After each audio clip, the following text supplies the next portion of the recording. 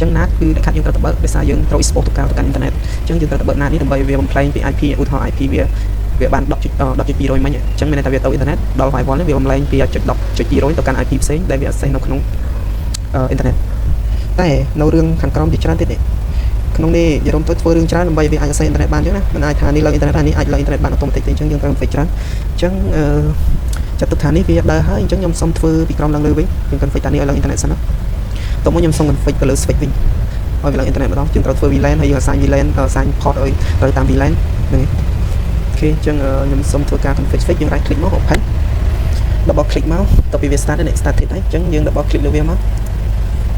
យើង open ជា switch អូខេគឺវាសូបែបហ្នឹងចាំនេះតិចខ្ញុំទៅធ្វើ VLAN ធ្វើអីគិតថាអ្នកនរគ្នាប្រហែលជាចេះហើយមើលទៅរៀនបែបគឺខ្ទេចខ្ទីអស់ហ្មងចឹងអូខេចាំវាតិចឲ្យវាអាប់សិនមកវាទៅ load image file ចូលអូខេអញ្ចឹង switch enable command line វារៀនខ្ទេចខ្ទីនេះ4ឆ្នាំហើយនៅស្គាល់ប្រហែលចេះហើយហ្នឹង enable ទៅមក configure terminal អូខេទៅមកដាក់ hostname មួយដាក់ឈ្មោះឲ្យដាក់ SV1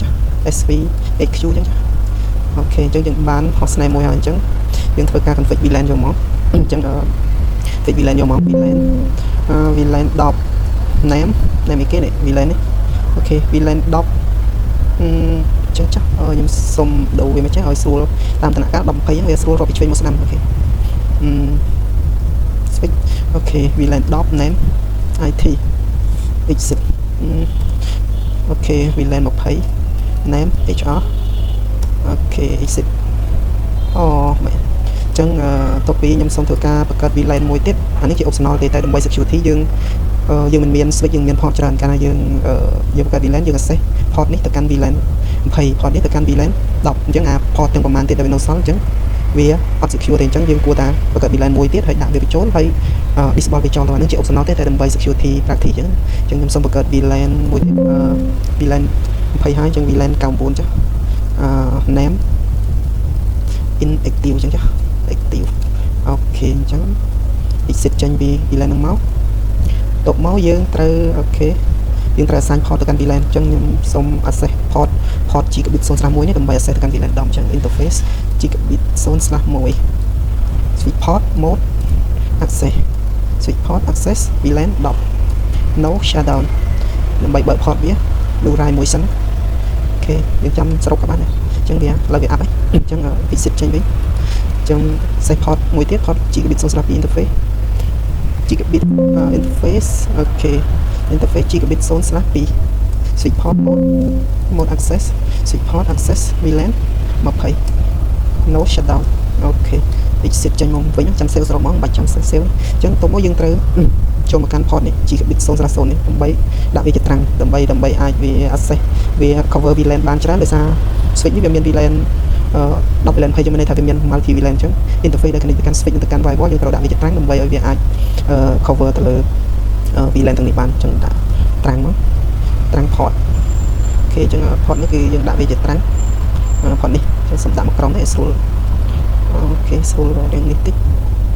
អូខេត្រាំង port អញ្ចឹងខ្ញុំសូមចូលទៅកាន់ switch វិញហើយចូលទៅ access ទៅកាន់ port នេះដាក់វាជាត្រាំង interface gigabit 0/0 switch port mode ត្រាំង switch port ត្រាំងដូចជាត្រាំង encapsulation.1q អញ្ចឹងហ្នឹងជា command ហ្នឹងរៀន Cisco ហើយយើងអស់គ្នាដឹងអស់អញ្ចឹង switch port mode ត្រាំងswitch port ត្រាំងcommand មិនទេ switch port ត្រាំងដូចជា allow VLAN 10 20អូខេអញ្ចឹងយើង no shutdown មួយយើងបើក port ទៅលើ port 0/0 មួយអូខេទៅមកយើង exit ចេញទៅមួយទៀតគឺ no interface អញ្ចឹង port នេះ switch នេះមានន័យថាវាមាន interface ច្រើននេះខ្ញុំបាននិយាយអញ្ចឹង access port ទាំងប្រមាណដែលយើងអត់បានប្រើនោះចូលទៅកាន់ VLAN inactive ហើយយើង shutdown វាចូលដើម្បី security option អញ្ចឹងយើងចូលទៅកាន់អីគេចុច so មើល port សិនដូចជា so do so អីគេខ្លះចង់ផ្លេចនេះអញ្ចឹងវាមិនប្រកាសតែចិត្តអស់ទេបងប្អូនហ្នឹងហើយយើងអាចដូចជា so interface ដើម្បីយើង check មើលថា switch នោះមានប៉ុន្មាន port ដូចជា so so interface so interface so អីយ៉ាងខ្លះនេះចង់ផ្លេចហើយសួរ GPT ដែរណានេះ AI ក៏បាន so all port on switch ចឹងវាខ្លះវាបាក់ដែរណានឹង so interface status សាកមើលតាមវាមកដល់ so interface ចូលអាហ្នឹង so interface status អត់មានទេ comment នេះ so interface prep នេះ this one so interface prep IE configure terminal សិនមក interface do so interface prep អត់ត្រូវ comment ទេ so version មួយសិនវាត្រូវការ system ណាវាទៅ so version នេះជា so version switch សិនដើម្បីឲ្យងាយស្រួល train AI ជួយហ្នឹង so version អញ្ចឹងយក version ហ្នឹងទៅឲ្យវាជួយ AI ជួយហ្នឹងហើយដោយសារវាអត់ចាំដែរច្រើនពេកយកប៉ុណ្្នឹងមក copy អានឹងមួយយើងផាសនឹងមកហើយដាក់ថា so all interface ហ្នឹង out this switch អញ្ចឹងso interface only so interface so interface អត់មានហងខកមក